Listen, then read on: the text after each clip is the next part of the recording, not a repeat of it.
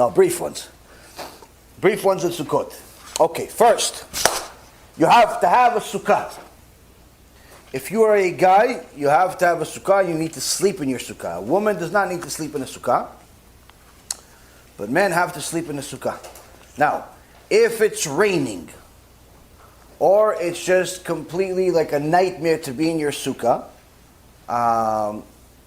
because it's hot, or bugs, and in essence, it's causing you anguish and sadness, then you're patul. You're anus from that mitzvah. Now, you should not cheer if that happens. If that happens, then it's not a good thing. Because the whole goal of Sukkot, it's the only holiday where it says that one of the biggest obligations, one of the biggest mitzvot to do during the entire Sukkot is to be happy the whole time. And the Arizal says that anyone that is happy from the beginning of Sukkot until the end of Sukkot, it's a huge blessing that he will bring on himself or herself the whole year. Now it sounds easy. Yeah, I'm always a happy person. Yeah, but to be happy during this time is not easy. Why? Because sometimes you have guests, sometimes you have people that should have been guests, sometimes you have people that you don't want them to be guests, sometimes you have your own family that you hope, kind of don't want them to be your family, or you want them to be your family the whole time except during Sukkot, or sometimes the food, kind of tastes like shoes, sometimes the shoes look like food because the kids spilled the food on them. All types of things, Baruch Hashem, happen on Sukkot. All types of things. Why? You're with people in a little area usually for a week. So all types of fun things happen during that time. So it's easy to get upset and this and that. I know one story where one time a guy said he was trying to do Teshuva. He said, I'm going to do Sukkot. Yishtabach Shemo. Do Sukkot. Chazaku Baruch Sukkot. Where are you going to go to Sukkot? I'm going to go to my brother's house. Oh, you're going to go to your brother's house? You like your brother? Oh, I love my brother. Okay, Baruch Hashem. After Sukkot, he said, you're never going to believe it. What happened? I went. Oh, you did? You kept the Sukkot? Yeah, I went. You had a Sukkah, everything. No. What happened? It didn't go so good. Why? What happened? I don't know. We were there. My parents were there. My brothers were there. Everything was there. The food was there. But then, I don't know, I haven't been around them for a while, so I don't know, I guess maybe I forgot how certain things are in my family. And at one point, my brother started arguing with my mom, and all of a sudden he started yelling at her. He started yelling at my mom. And I just couldn't take it. It was so annoying and so obnoxious and so rude that I took the whole table and I flipped the whole table on him. I said, oh, so Sukkot didn't go that way, huh? That happens all the time. Don't let that happen. Why? You have to prepare yourself before Sukkot. That certain things are going to happen. Obviously, never yell at your mom. Never yell at anybody. But the point being is, the Satan tries extra hard to make you unhappy. Why? Because the biggest mitzvah is to be happy. Biggest mitzvah is to be happy. So expect certain things to happen that are particularly annoying. But don't blow up. Don't lose your head. Don't lose your cool. Especially, some of us are very quick-tempered. It's very easy for us to get upset, especially at small, stupid things. You have to do everything you possibly can to go, swallow your lip, bite your lip, staple your lip, do whatever you need to do, smash your head against the wall a few times, come back when you're ready. Don't get mad. Why? The whole mitzvah. If you're upset, if you're angry, if you start fighting, the whole holiday's in the garbage. Now, what happens if you already did it? You got into an argument already. So what? Should you stay angry the whole holiday? Obviously not. Obviously not. Calm down, make peace with your wife, make peace with your husband, make peace with whoever you got into a fight with, and start all over again. Do over. Like in a computer, press Control, Alt, Delete, start over again. Same thing. Same thing. Start all over again. Even if it's an hour left of the Chag, 2 days left of the Chag, whatever it is, start all over again. You have to. Why? That's life. That's life, Rabotai. So, biggest thing is to be happy. Second thing is also you have to build a sukkah, especially guys. Now, when it comes to a sukkah, if you're able to build your own sukkah, chazaku baruch. If you're going to be hosted by somebody else that has a sukkah, that's also fine. But that again means you need to sleep in the sukkah. Number two, you need to eat in the sukkah anytime you eat bread. Anytime you eat bread, you need to eat in a sukkah. Now, if you're not eating bread, you're having a coffee, you're having things that are not bread, you can eat outside of a sukkah. But the reality is, you should do everything possible to try to eat and do everything you can in the Sukkah. That's the whole point. And you can say, wait, but it's not comfortable. The whole point is for you to be in a Sukkah. Not for you to go have, 3-minute kiddush in a Sukkah to go back into your air conditioner.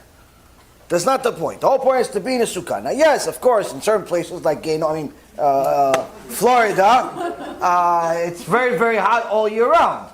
So you have to try to make do. Now, I can tell you personally, since I moved to Florida, since I moved here, I've been trying to get this air conditioner inside a Sukkah thing right. I have yet to get it right. Every year I try, every year it doesn't really get to it. It just doesn't get to it. I try. And I don't know. Certain people tell me that they were able to succeed. I still don't know what their secret is. A few people that told me their secrets are not allowed. So that's, I guess, how they do it. It's secret if you cheat. But to stay halachically correct, it's a lot harder. It's a lot harder because you cannot put a ceiling. Can't put a ceiling on a sukkah. It has to be the schach, which is something living, or something that's that's growing or whatever. And so you can't put like a roof or something like that. So that's a problem. Why? Because even if you have nice wooden walls or ply or whatever you're using as walls, the air is coming out. So how do you keep it in? And I tried. I've had styrofoam all over my walls, and I've had this. So this year, Be'ezrat Hashem, I think I'm not there, but I think that Be'ezrat Hashem will have better chances than previous years. But if you're not going to make major sacrifices, break your head, toil, don't expect to enjoy Judaism. Not just Sukkot. I'm not just talking about Sukkot. If you're not going to break your head, if you're not going to toil, if you're not going to sweat, if you're not going to exert every bit of ounce of energy, blood, sweat, and tears into the mitzvot, do not expect to enjoy Judaism. You will not enjoy Judaism. In fact, you will hate it. Because the only way to enjoy something is if you invest in it. Needless to say, in your spirituality, in Judaism itself, in the Torah. A lot of people say, oh yeah, I try to study Torah, but I don't feel the sweetness of Torah. Where's the sweetness? What do you mean try to study Torah? Why? Because you think that you're learning 10, 15-minute videos here and there. That's it. That's sweetness of Torah. No, you have to break your head. You have to break your head. You have to, when you're tired, when you're this, when you're that, when you're a problem, you have to break your head. That's when you're eventually, B'ezrat Hashem, get to sweetness. Same thing with Sukkot. If you're not going to break your head to make your Sukkah the way that you always want it to be, you're not going to enjoy it. So that's why, Baruch Hashem, the years that I've exerted myself the most, even if it wasn't perfect, it was still hot, it was still this, I still enjoyed it. I still stayed in my Sukkah pretty much as I possibly could, or needed to, simply because this was my place. And honestly, it's sometimes I hated leaving it. Even though I'm in it, it's like a sauna. It's 500 degrees. Florida, you guys know what I'm talking about. So you're in it. It's 500 degrees in this thing. It's actually colder outside of the sukkah than it is inside the sukkah. It's like, maybe I should just leave this and rent it out at the sauna. It's unbelievable how hot the thing is. So, and you have a fan, and you have an air conditioner, you have all these different things. Nothing's working. It's like, you're blowing back at the air conditioner. Maybe he's hot. Come on, no. Not working. So you try, but you know what? I still stayed in it. Sweating and everything still. Why? It's my baby. And you have all the different things that you put on, and the lights and the different things, and it's you put a lot into it. If you put a lot into it, you're gonna enjoy it, you're gonna like it. If you don't put a lot into it, you're not gonna enjoy it. If you put one of these little rinky-dink things, 3 things, guess what? You're gonna look forward to not being in it. Look forward, why? Because you don't want it. You don't want to be in it. Now, in the beginning, you don't know what you're doing. First time you do it, second time you do it, you still don't know. So in the beginning, anything you do is good. But as you grow into it and you start doing it for longer, see that you want to invest more into it. Why? Because in essence, what it's really supposed to be, it's supposed to be a replacement of your house for a week. So that's really, it's supposed to have everything you have in your house. Everything you have in your house. The Chachamim, the Tzaddikim, would literally have even a bathroom in it. Everything would be in it. They wouldn't leave it for a week. They wouldn't go outside even. They would pray in there. They would learn there. They would eat there. They would go to the bathroom there. Everything there. Now, under good conditions, where Kadosh Baruch Hu wants our mitzvah, it's not going to rain at all. It's not going to rain at all. Unfortunately, this is the time during the year where normal nature, like as if there's anything other than Kadosh Baruch Hu, normal nature, this is a rainy season everywhere in the world. It's rainy season. So we pray, Baruch Hashem, Kadosh Baruch Hu wants our mitzvah, and it's not going to rain on us. Let it rain everywhere else. There's not on us in our Sukkah. It's important that it doesn't rain at least during the first couple of nights when you're having Kiddush, because if it rains, and the rain's going to go inside your Sukkah, you can't enjoy it, you can't eat in the Sukkah. And the Gemara says that if it rains during that night of the Kiddush, and it doesn't stop, if it just rains for an hour or two and then it stops, then you wait and you have the Kiddush.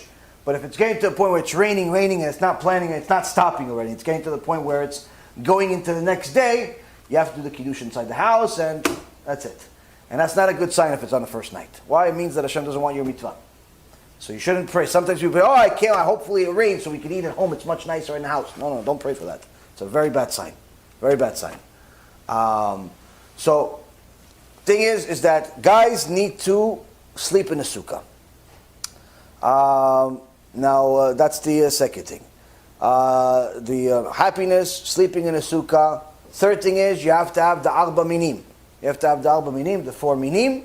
I don't mean minim like, Mirvis, Manis Friedman, Droka Suto, and Goldberg. Not the 4 minim. 4 minim, like, the love, the etrog. Because there's even more minim than just 4. What are you going to do? So anyway, so you have the arba minim. Now, I don't know how the situation is in other places, but I know that the situation here in Florida for the arba minim where we are is atrocious. Apparently we are like the garbage disposal of the rest of the market, because the stuff that comes into the market here that I've seen for the last few years is always like 2nd grade, 3rd grade, like stuff that everybody else doesn't want. And I've seen this already for several years that I've been here. Put it this way, etrogim in Florida, I've seen many, almost actually in America generally. It's a lot of places, in other places even complaining the same thing. Etrogim in general, unless you're going to invest extra time and money to go buy a Yemenite etrog, or an etrog that you know from Morocco, or a etrog that you know from a specific market, a chazonish, or something that's a unique etrog that you know for sure it's an etrog, very, very high likelihood it's a lemon. Very high likelihood. So that's a reality. Now, if you haven't done it already by now, it's kind of too late. So in years past, Baruch Hashem, we would order an etrog from Eretz Yisrael. We have Rabbi Chaim, his brother, gets it for us, Baruch Hashem, that's worked out. This year too, I didn't offer it to people, number one, because I didn't know if it was even going to be possible to do it this year because of everything that's going on with Corona. It's very hard to do any shipments altogether right now. Number two, the amount of money that people are willing to spend on this stuff doesn't even pay for the shipping. If people want to get a top of the line etrog and lulav and this, all for like $70 or $100, maybe in your dreams. It costs a lot of money. Why? Because it does. That's it. People are there to make a living. Oh, it's not fair. Okay, so go buy lemons then. We'll go to Publix. Go buy a lemon. Way over my life. People think that everything is supposed to be, because it's a mitzvah, it's supposed to be cheap. The mitzvah, everybody's supposed to do for free. Who said? Who said that it's supposed to be cheap? Like, why do people think like this? I don't understand. Like, in your business, you feel perfectly normal charging the person $4,000, $5,000, $6,000, $10,000 for whatever nonsense you're selling him, but you want everybody else to do everything for free? Why? Under the name. I don't understand that mentality. But anyway, I don't even offer a lot of this stuff, because again, I know people just have a warped mentality of what things are supposed to cost. But also, if somebody cares enough about this mitzvah, usually they make their own arrangements. They call. Maybe they get somebody to send it to them ahead of time. Point being is, don't be disappointed if your lulav is half the size of what it usually is. because it seems like that's what the market is offering right now. Where the lulavim this year, again, 90% of the ones that I saw this year are literally half the size. Like, the lulav is supposed to be like, nice size. It's like a little baby lulav. It's like, would you break the one into two, or this way? Like, what happened to it? Not really sure. The etrogim, even the guy that was selling the etrogim, a couple of places I went to, the guy selling the etrogim, like, listen, I will tell you. I said, don't worry. I already took care of it. I ordered from Baruch Hashem from Eretz Israel. I'm just, this is going to be a toy. I'm not going to even use this. The quality of stuff is not the best. You have to work on it a month in advance in order to get what you really want. Which means you have to put yourself a little reminder on your phone. Next year, already start working on it a month in advance. But either way, get yourself arba minim, because you don't know for sure it's a lemon. So you still do whatever the mitzvah you do. You don't have the best. Do what you can. If you get better quality, get better quality. You can't get better quality, you can't get better quality. But the point being is, you have to have the arba minim for the guys. They need to shake them in the morning throughout the Chag, and make sure that this is a mitzvah that you fulfill every morning. Women do not need to fulfill this mitzvah because it's a time-bound mitzvah. Some poskim say that they're allowed anyway. Some say that they're not. Point being is, it's not an obligation for women. For some reason or another, there are certain women that dafka like the mitzvot of the men. I don't really understand that, but I guess that's the Yetzirah apparently. She likes to put on tefillin and do a shake a lulav, but modesty not so much. Very strange. But anyway, it's the lulav is an obligation, the etrog and so on. And as I'm sure you could, hear myself and countless other speakers give you 500 drashot about why the lulav, why the etrog, and so on and so on. So I'm not going to spend any time doing that now. There's the same thing. The etrog is like your heart, and so on. Different types of Jews. Aside from that, you have the kiddush. Kiddush at night. It's Kiddush of Yom Tov. You also have to light a Yom Tov candle. Kiddush of Yom Tov, you have to do also the Kiddush the next morning. During the Chag and Chol HaMoed, there's no tefillin for guys. You don't put on tefillin. It's easy not to do a mitzvah, because a lot of us say, oh yeah, I can save myself some time. No, it doesn't necessarily save you time, because you still have to have a long prayer. But here comes in my opinion, the most, if not the second most difficult mitzvah of this holiday. Most, if not second most. Not for me, Baruch Hashem, because of what I do for a living, but if I wasn't doing this for a living and I was still on Wall Street, this would be a difficult mitzvah. What's the mitzvah? You're not allowed to work on Chol HaMoed. You're not allowed to work on Chol HaMoed. Yes, everybody knows you're not allowed to work on the first couple of days of Sukkot. Number one, it's Shabbat. Number two, even if it wasn't Shabbat, it's Yom Tov. Everybody knows you're not allowed to work on that. Thinking that you're allowed to go to work on Chol HaMoed. Wrong. The Gemara says in Masechet Moed Katan, anyone that goes back to work and works on Chol HaMoed like they do on a regular day loses their share of the world to come. It's a big deal. Wait, so how come the supermarket's still working? How come this is still working, that's still working? Then there's a difference. Then you have an explanation. What's the explanation? Number one, if there is a job that's necessary for the tzorech hachag, the needs of the holiday, like food stores and so on, they're needed for the chag, they're needed for the holiday. So that's a perfectly fine to work in the food store, in the supermarket, and things like that. That's number one. Second, if your job itself is a mitzvah, you're teaching Torah, you're doing Kiruv, things like that, that's a mitzvah that's allowed all year round. All year round to do Kiruv. Even on Tisha B'Av, you're allowed to do Kiruv. All the time you do Kiruv. There's no such thing as not learning Torah, not publicizing Torah. So that's the second thing. Third thing is, if there's a threat that you will lose as a result of not working. Now this is the misconception that people have. People think that not making money equals a loss. That's not true. Not making money means not making money. meaning you did not generate a profit. That's not equal to a loss. A loss is whatever you have goes down in value.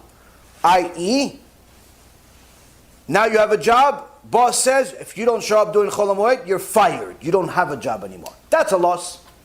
That's a loss. Or you have a trade that you want to make, and to make a profit, not on Chol HaMoed. But if you don't sell, you could potentially lose money. Okay, that you can do. That you can do. Why? Because there's a threat of a loss. So to threat of a loss, you're allowed to work on that. But as far as to generate a profit, you're not allowed to generate a profit. Okay? Now if in the process of protecting for a loss, you end up generating a profit, that's, again, there's leniencies there. But the point is, you should not be going to work to go generate profits. If your job is a lawyer, doctor, and things of that nature, again, you have to speak to your Rav that knows your business, knows you, knows what the ins and outs of certain things, but you should not work during Chol HaMoed if you don't need to. Again, unless you're in a field of Torah, you're in a field of a Mitzvah, and so on and so forth. And this is very important because people get very worried about losing parnasah. Oh, listen, if I don't work for a week, how I'm going to pay the bills. Don't worry about that stuff. We just went through Rosh Hashanah. On Rosh Hashanah, Kadosh Baruch Hu already decided how much you're going to make. It doesn't matter if you work in Chol HaMoed or not. Whatever you're supposed to make, Kadosh Baruch Hu decided already. He decided how much you're going to make. It doesn't make a difference if you work, you don't work. Kadosh Baruch Hu already decided for you. You're not going to lose a penny by not working when Hashem says don't work. You're not going to lose a penny by doing what Hashem says. Hashem already decided how much you're going to make.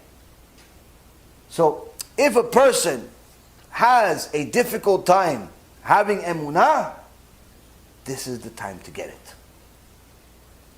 This is the time to get it. Oh, what am I going to tell my boss? I don't know. Maybe he's going to get mad. Let him get mad. Let him get mad. Listen. Let him get mad. Yeah, but maybe he's going to fire me. Is he for sure going to fire you? No, I don't know if he's for sure going to fire me. Okay, so ask to take off. Yeah, but I just took off for the... Okay, so what? You have to do this. This is the Mesirut Nefesh Hashem wants. That's what He wants. I know it's not easy, especially in the beginning, but this is what HaKadosh Baruch Hu wants. Surely, when He gave us this holiday and He told us the rules, He knew that you're going to have a job, He knew that you're going to have a certain boss, He knew you're going to have certain annoying customers, He knew all this stuff. He knew. He knew all of this, and He took it all into account, and He still did it. Which means that He's expecting us to pass the test. So if you do not need to work, don't work. If your work is just simply about generating a salary and generating a profit, you are not allowed to work on Chol HaMoed. Not allowed to work. There's a difference of shouldn't work and not allowed to work. Generally speaking, you shouldn't work, period, as far as during Chol HaMoed, even if there is a threat of a loss. But if there's no threat of a loss, you're not allowed to work. Not allowed to work. So that's really the biggest thing. Aside from that, spend some time with the family, learn some Torah, try to learn as much Torah inside the Sukkah as you possibly can. If you, again, if you don't have a Sukkah of your own, make sure to eat in the Sukkah, make sure to spend as much time as you can in the Sukkah, make sure to be as happy as you possibly can, spend some time with the family. This is the time where many religious people usually go to, go to the parks and things like that with their family. I highly doubt people are going to do much of that this year because of this virus scare that's out there. But the point being is that this is really, in a small little box, this is in essence the holiday. This is really the holiday. There's, of course, surely other rules. There's the rules of the schach, there's the rules of this. One other thing that I'll tell you, since there's still time that you could still do something about it, is that I've said this before and it gets certain people angry and I don't really care. It's just because this is what the halacha is. Now, the pop-up sukkahs that you see as the vast majority of the market. Pop-up sukkahs are, in so many words, they get you these, these beams, metal beams, right? And they put this fabric around it. And then you put the mat on top of it. The mat is a kosher mat, no problem. That's good. But the sukkah is not a sukkah. Why? because it's supposed to be according to halacha, and you can see this in Yakut Yosef, and you see in most poskim. There are only a few that are lenient in regards to this. And they're only lenient if it follows all the rules.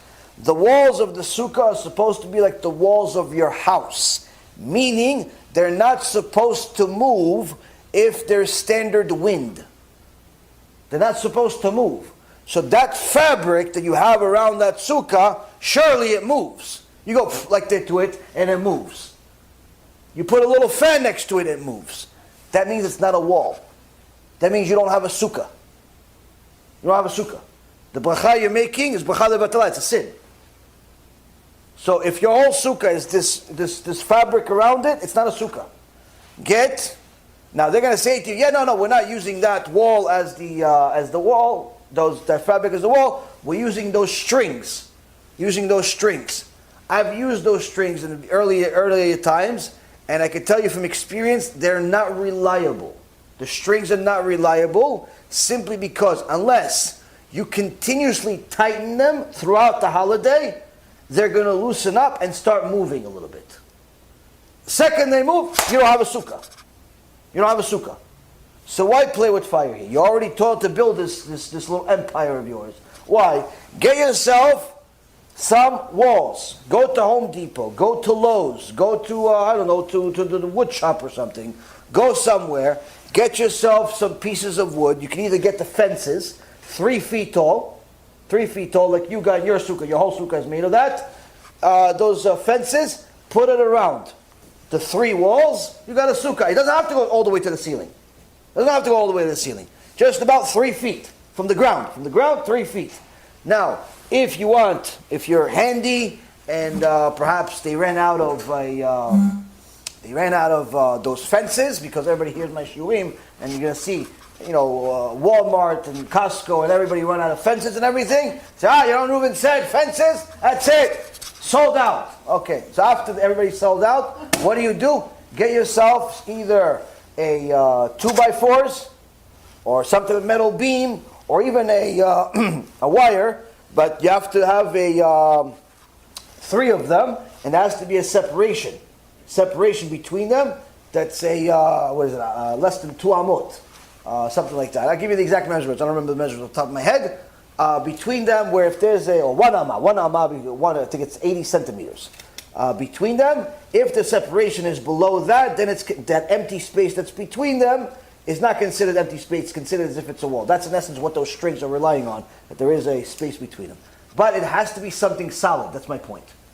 Same thing as those strings, those pop-up sukkahs have. Same thing, same concept. 3 strings, but not strings. Something solid. A piece of metal, a 2x4, a plastic tube, whatever, something, but not strings. Because those strings, those ropes, whatever they are, they move. And then your whole sukkah is useless. So invest a little bit of time. I know it's a little bit of a headache, last minute and so on, but what can you do? That's another thing.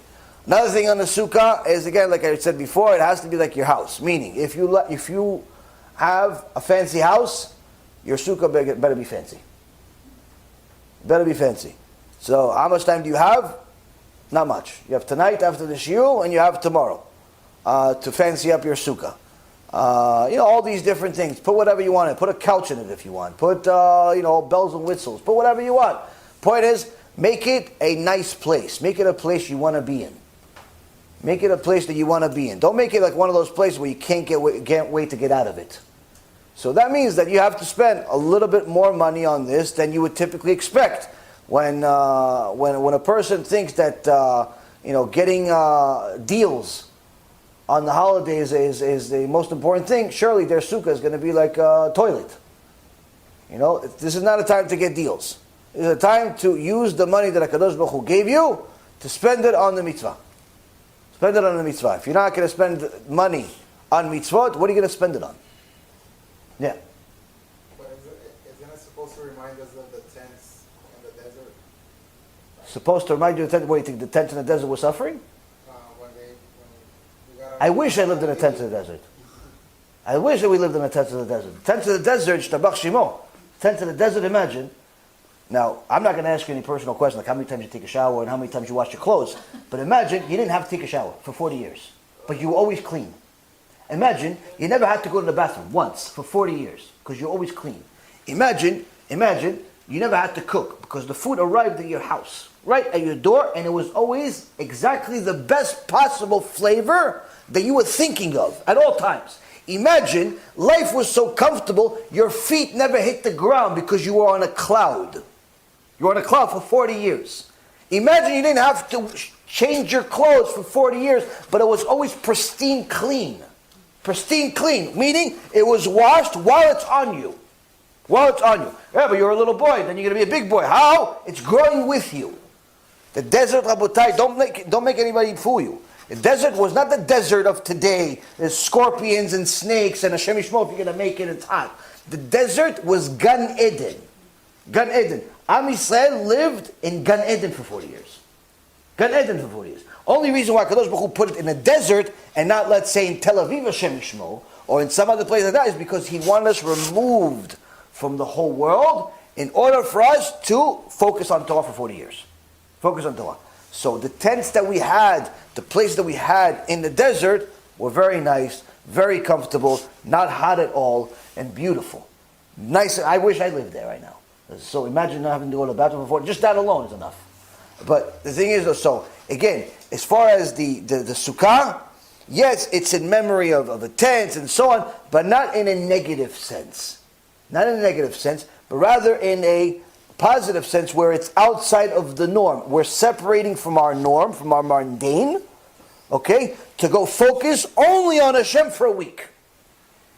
Because during the week, regular week, okay, so you have Shabbat, great, but 6 days a week, hopefully it's only 6 days a week, you know, you're thinking about, I have the work, and I have this, and I have that, I have responsibilities, and I have bills, and how much time do you have left to think about Hashem? How much? So Sukkot, the whole week's supposed to be you and Hashem. Why? Getting out of the mundane. Leave your house, go to the little house of Hashem for a week. So it's not supposed to be uncomfortable. I actually have some pictures and videos that I've seen throughout the years. People mamash make their sukkah like better than a house. They have couches and refrigerators and ovens, all mamash like a house. Unbelievable, and it's beautiful. I'm thinking to myself, like, one guy had a waterfall.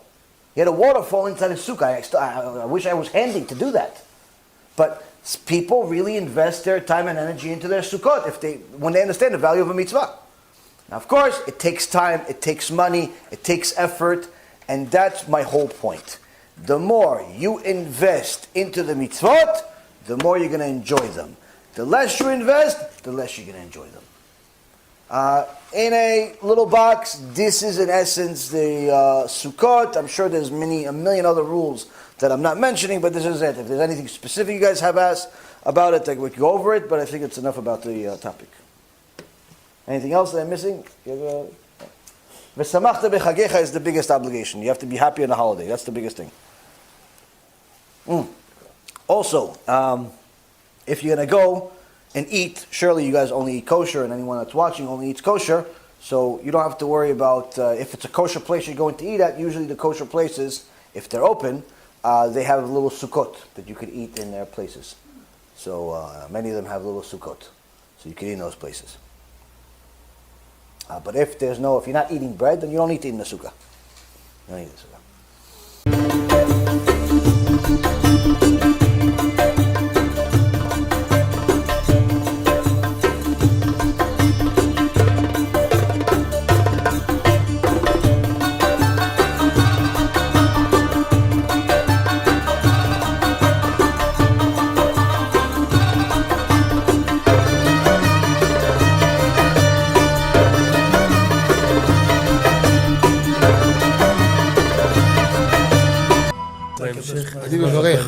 אני מברך את הרבנים,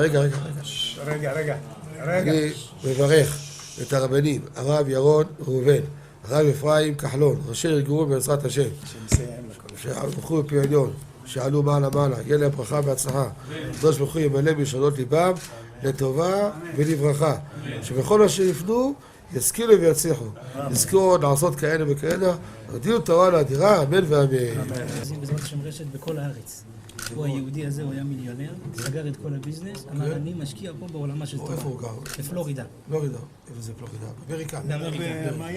מיאמי. כן, ליד. אנחנו שם עכשיו הולכים להקים קהילה ספרדית. חזק אותו בשמי. קהילה ספרדית גדולה. תעבירו מה שבירכתי אותו. כן, קהילה ספרדית גדולה. אני